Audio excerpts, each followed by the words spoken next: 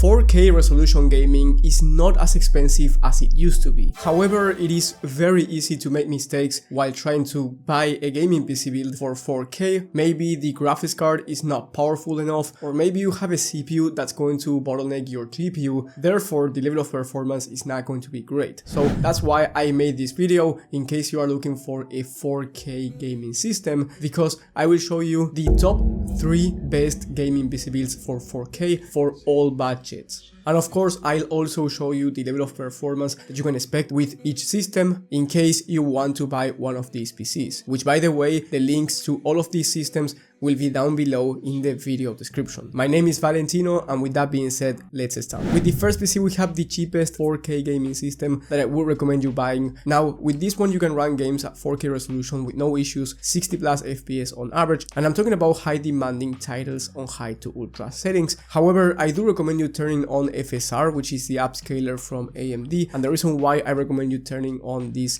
in-game setting is because you will be achieving higher performance, and in the most high demanding titles the game will look amazing whether you have FSR on or FSR off. If you want to achieve more than 60 plus FPS on average, then trust me, just turn on FSR and you will be having a great gaming experience. The reason why this system is so good when it comes to 4K on a budget is because of the CPU and GPU combo. Here you get the Ryzen 5 7600X combined with the RX 7900G RE, which is an amazing graphics card for the price from AMD, with 16 gigs of VRAM, which is ideal for 4K resolution in high demanding games, and you can of course play at 1440p if you want to with this PC and achieve very high frame rates. And I'm talking about 100 plus FPS on average in the most high demanding titles at 1440p. And if you want to play esports shooters at 4K, you can expect 240 plus FPS on average, both at 4K and 1440p resolution. For the rest of the components, you get an aftermarket CPU air cooler, 32 gigs of DDR5 memory. This is a very fast kit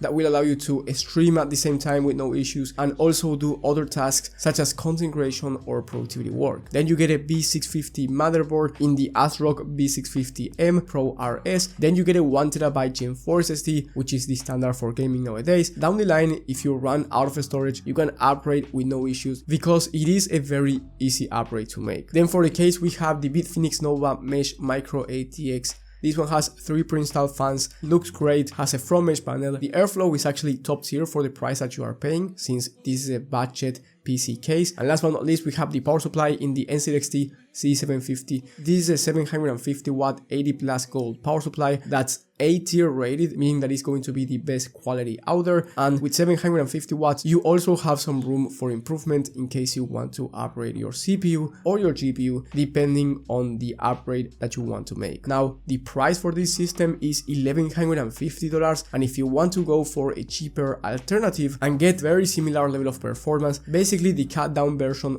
this system, then you can get the Ryzen 5 7500F CPU from AliExpress if you are willing to buy from AliExpress, because I do know that some people are scared to buy from AliExpress, but if you are willing to, the 7500F is very similar in terms of performance compared to the Ryzen 5 7600X, slightly slower, and then I recommend you downgrading your graphics card to the RX 7800 XT, which is very similar in terms of performance compared to the 7900G RE. And if you are going to be using FSR, which is the upscaler from AMD at 4K Ultra, the level of performance is basically going to be the same. Great systems for under $1,200 if you want to play at 4K or 1440p, very high FPS, and eventually upgrade to 4K down the line. With the next PC, we have the best mid-range 4K gaming system. Now, with this one, you can expect 70 plus FPS on average in the most high demanding titles out there at 4K native resolution with no DLSS or FSR on. But again, if you turn on the upscaler, which in this case is DLSS, then you can expect closer to 85 all the way up to 100 plus FPS average, depending on the exact game and the settings that you want to play at. This PC is under $1,500, and you get the RTX 4070 Ti Super, which is one of my favorite graphics cards when it comes to 1440p max out ultra experience if you want to play at 1440p 120 plus FPS in high demanding titles, but you can also play at 4K any game that you want with no issues. In my opinion, this is one of the best price to performance systems in the entire market, and I have to say that DLSS is better than FSR when it comes to image quality and performance at the same time. In fact, in one of the latest tests from Hardware Unboxed, The clear winner is the DLSS, once again as I said before, faster performance and a better image quality. And on top of that, the 4070 Ti Super is very capable of ray tracing, so if you want to turn on ray tracing in some of the most high demanding games, this one is great. However, if you turn on ray tracing and you have everything set to ultra at 4K, I highly recommend you turning on the DLSS for a smoother level of performance. For the rest of the components, you basically get the same components, except for the case here, I went with the Fractal Design Pop Mini Air because it's slightly bigger and that's going to be helpful.